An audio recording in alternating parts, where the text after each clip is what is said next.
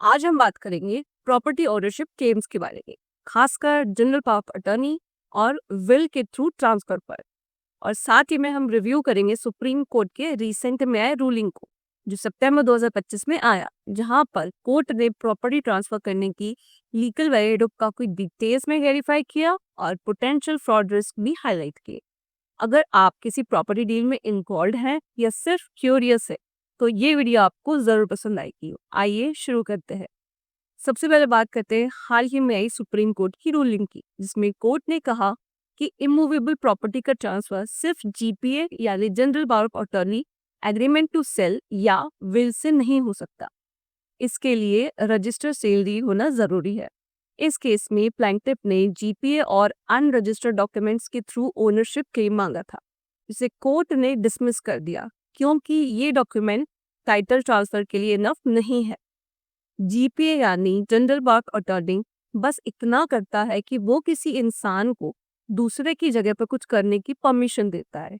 ये वैसा ही है जैसे कि आप अपने किसी दोस्त को अपनी एब्सेंस में वीजा ऑफिस से पासपोर्ट कलेक्ट करने के लिए एक अथॉरिटी लेटर देते हो, या आपकी एब्सेंस में आपकी किसी प्रॉपर्टी के कुछ काम संभालने की परमिशन देते हो। लेकिन ये जीपीए आपको ओनरशिप ट्रांसफर नहीं करता। ट्रांसफर ऑफ प्रॉपर्टी एक्ट के सेक्शन 54 में ये क्लियरली मेंशन है कि प्रॉपर्टी बेचने या ट्रांसफर करने के लिए एक ऑफिशियल रजिस्टर्ड डॉक्यूमेंट होना जरूरी है। और अगर आप किसी भी और रीजन से जीपीए इस्तेमाल करना चाह रहे हैं, तो कोशिश करो कि वो एक परमानेंट यानी इररिवोकेबल टाइप का जीपीए हो, जिसे कैंसिल ना किया जा सके। पर इसके बावजूद भी प्रिंसिपल यानी जो इंसान जीपीए दे रहा है, उसके गुजर जाने यानी डेथ के केस में जीपीए डोमिनेट हो जाता है, फिर चाहे जीपीए परमानेंट हो या नॉन परमानेंट। अब इसकी लीगल वैलिडिटी समझते हैं। जीपीए से प्रॉपर्टी सेल करने का मतलब सिर्फ अटॉर्नी को पोजेशन की पावर देना है, लेकिन ये ओनर टाइटल को पास नहीं करता। एक रूलिंग में तो सुप्रीम कोर्ट ने ये कहा कि अगर आपके पास जीपीए, एग्रीमेंट टू सेल और विल ये तीनों डॉक्यूमेंट्स भी हो, तो भी ये वैलिड ट्रांसफर नहीं माना जाएगा।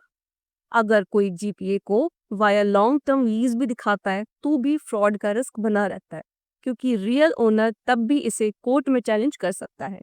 2011 के सूरज लैंप केस के बाद से ही सुप्रीम कोर्ट ने जीपीए के थ्रू हुई प्रॉपर्टी सेल को डिस्करेज किया, लेकिन रीसेंट 2025 की कुछ रूलिंग ने इस तरह की डील्स में आने वाले रिस्क को शीशे की तरह क्लियर कर दिया।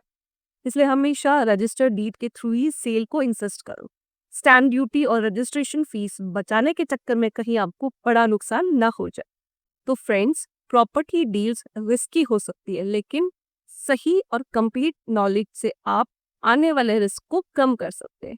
अगर फिर भी कंफ्यूजन हो, तो लीगल एक्सपर्ट से कंसल्ट करें और पीस ऑफ माइंड पाएं।